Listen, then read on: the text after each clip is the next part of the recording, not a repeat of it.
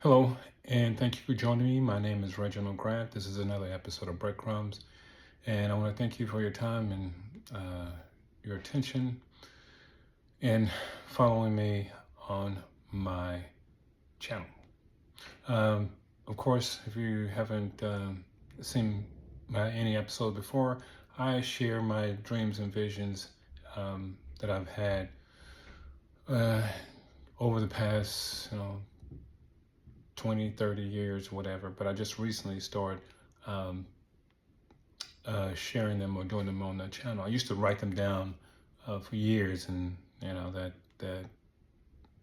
I eventually gave that up. But anyway, let's get started. My name is Reginald Grant, of course, and today is May the 20th, 2025. And today I'm going to I'm going to start off with a little bit of a follow up to a dream that I had back in January. Matter of fact, it was January 28th when I did the episode, and I spoke about how I saw a saw two or three planes. One was like a private jet, and the other one could have been a military jet, and that they were suspended in the air, and like such. And then, so the next day, on January 29th, there was a mid-air collision between a CRJ commercial um, airplane and a military helicopter at DCA Airport. So that is, something that's somewhat related to the dream that I had before. And of course, I've seen several incidents involving aircraft. And then, of course, in that particular mid-air collision, no one survived survived that accident. They, of course, haven't concluded all the details of the investigation as of yet, and that is to come. And then on January the 31st, of course, 2025, there was a Learjet 55, and it was like a medical transportation jet, and the flight number was 056. It was just taken off out of Philadelphia Airport when it crashed, and it crashed in a vertical orientation when it hit the ground. Of course, at the moment, there's no conclusion as to what caused the jet to crash not soon after takeoff. And of course, there's a lot of theories, possible engine stall, but an engine stall generally wouldn't put you in a vertical nosedive like that. But I'm not an accident investigator, so I'm not going to speculate per se. All right. So, and now I'm going to get into some things that I've heard and, of course, seen in my dreams, so on and so forth. And basically, this is how my understanding is, that my dreams reveal things to me, and they, of course, I hear things that are spoken, and words and phrases that are spoken in my dreams, and things that I see in my dreams, in my mind per se. So let's move on. Today, I'm going to try to incorporate some illustrations about things that I've seen in my dream recently, and see how that goes. So that's the reason I have the whiteboard here. So let's move forward and get started with, first I'm going to talk about some phrases and things that I've heard spoken in my dreams. And one of them is, I will set you free, time to get married.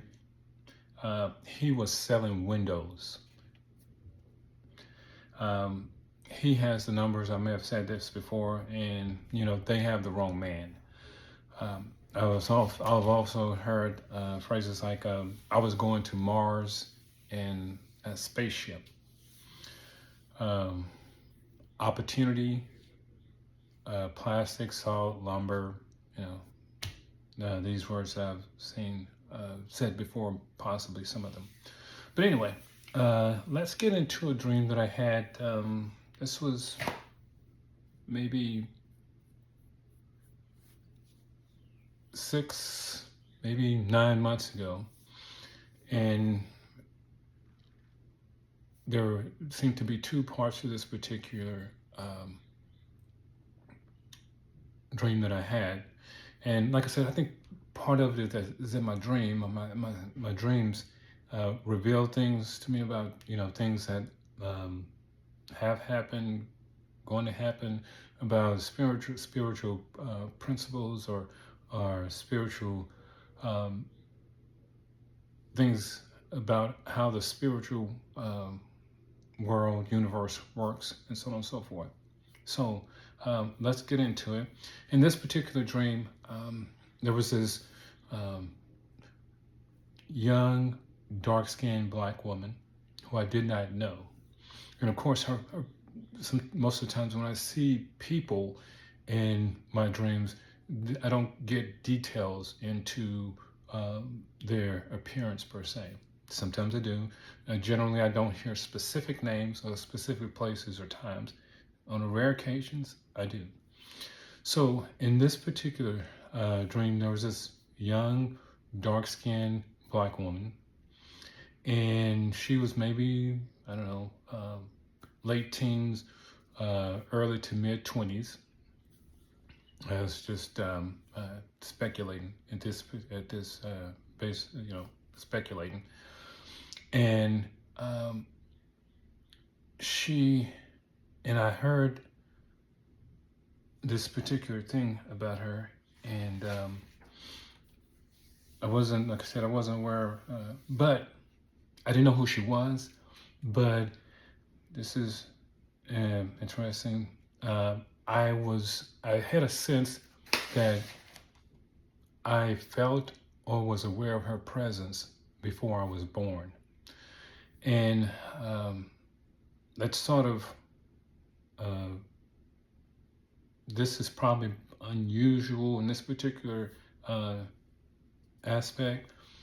But like I said, for me, as far as what I understand and aware of, in the spiritual world, things don't operate differently. They're differently in regards to time, past, present, and future per se. That's just my understanding and my belief on it. But anyway, so I heard spoken in my dreams about this particular black woman. I was sending her back in time to 1985. But before I did, I flipped her over from head to toe. And maybe 2 weeks, 3 or 4 weeks later, I had another dream that was similar to, about a black female, dark skin. And in this particular dream, I saw her spirit or her soul leave her body at the moment of death. Now, unlike dreams that I've had before, and I'll share those another time, she didn't ascend up, but rather she remained like earth, remained in the earthly realm or earthbound. So anyway, that happened. This is, I think, part 2 of this particular dream happened, like I said, a couple of weeks or a month after this particular dream. Okay, so those are one couple of dreams that I've had, and recently, and now I'm going to move on to another one. And this one is a little, to me, it's like there was more than one storytelling going on at once in doing this particular dream episode. And what I mean by that is that it's sort of like looking at a play on stage, and there are 2 or 3 plays going on stage, and you have to sort to decipher or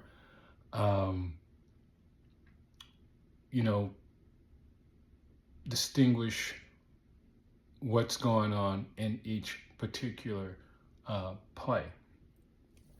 And I'll get to that maybe one day. I'll get into that a little bit more. But I've sort of learned how to discern, per se, and differentiate certain aspects that I've had a dream about. Okay, this one I had on February the 16th, 2025. And it was though I was outside and my oldest sister was doing something outside. I was telling her that my dad died and my father passed away in 2023, in May of 2023. Because it was like, strange. We knew that it was, but it was like deja vu. It's like we've experienced that before, that particular conversation, that it had happened before. Then it seemed as though I was at the airport interviewing for a job, and there were 2 women. I think they were black, 2 black females. Then I felt I was carrying something on my back. Didn't know what it was, and I was trying to look, but I couldn't see it, and I couldn't tell what was on my back. First, I thought I was carrying somebody. Then it seemed like I was carrying something on my back. I just felt something on my back. It wasn't like a stabbing motion. It's just like maybe like I had on a backpack, but this was different. And one of the ladies told me the job was cleaning the inside of airplanes. Then, and this is where I think it switches to something. It switches to a different dream. Then I was in the field somewhere, and in the distance I could see my dad. And he was like, it was like he was here and I was over here, and eventually we met up at a point right here. But while we were at a distance, he called my name twice. He said, "It's Reginald, Reginald." And I'm like, wait, I'm starting to, have some reservations here, because I'm thinking to myself, well, he's dead. And so I was like, he called my name twice. We began to walk. I was at this point, he was at that point, and we walked to a point in this field. So when we met at this point in the place in the field, I was trying to convince, I guess the both of us, to convince him that he was dead. I said, "Look at your face." And I saw his forehead, and it was shiny for some reason. I don't know, it was shiny. And I think I sort of rubbed my hands over his forehead. And there was a big knot on his head, a big knot. I don't know where it came from. And when I thought about it, after I woke up, after I thought about it, and I thought that knot was, I thought it was a clot, because he passed away because he had a clot in his leg. I thought that's what it was, but then after a while I stood, no, that's not it. And it sort of moved, the knot moved. It was pretty large, and that's what made me think about it. It was a clot. But anyway, there was a big knot near his forehead and moved toward the back of his head. Also, on the side of his face, it had been burned. You could see that part of his face had from what and why I do not know, but you can see it was burnt on the side of his face and the side of his head. So that is the end of that particular dream. And so several, about 2 months later, I had another share this particular dream with you. And this particular dream, I think, came after I saw this episode on 48 Hours. As a matter of fact, it was on a Saturday, and I was going someplace, and I don't know, I think it rained or something, but I decided to stay at home, and I watched this episode of 48 Hours on CBS, and the story that was doing was called Ferris Wheel. It was about the murder of this real estate attorney named Gary Ferris in Atlanta. Anyway, he was a prominent real estate lawyer. He was married, kids, and they had a nice 10-acre farm, what not have you. So I was in the house, and I think it seemed like I was in my uncle's house. And I could see a gun. I don't know if I had a gun, if it was in my hand, but I could tell there was a gun in this particular dream and in the room. It was small. It seemed as though, I was in my uncle's house, and my cousin, who was asleep, he was awakened. Suddenly he was startled, and he was surprised. Seemed to be surprised that someone woke him up. But then I went in the family room, and as I looked around, there was something different about the room. Well, part of my unconscious mind, I guess, is using the actual family room in my uncle's house. And, I thought it was sort of weird, like this was something strange or different about this particular room. It was like it was remodeled, or the walls were painted, and I couldn't remember him ever doing remodeling there, but he did remodel his outside patio. He had a sliding glass door off the kitchen. There was a sliding glass door, right? And it took you outside on the patio. And the patio, and then once you walked outside the door, there was a garage right here. But he took this out, and he made this, there was a patio area right here in between the garage and the house. So he took out the door, this sliding glass door, and covered this area and made it into a like a game room or whatever. But anyway, he took the sliding glass door out, and this area here is a lot larger than I'm illustrating, but he turned it into a room, watch TV, blah, blah, blah, and took the sliding door out, but the garage, of course, is still there. And in this particular aspect, so let me get back on track here. And then my cousin or someone was standing near the wall in the house, and he was pulling down. He was on the opposite side. This room here, he was standing on the opposite side.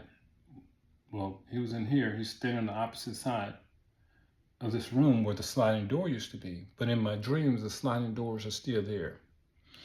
So he's standing here, and over the sliding doors, he was pulling down on something, handle or rope or something. And when he pulled down on it, there were two metal bars that were over the door, the sliding door, and they were they would come up and come down in a scissor-like fashion.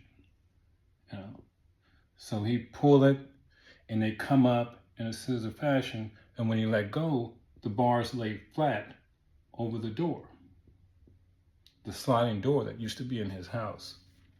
So he did this, and I kept wondering, like, what the heck are those? So eventually,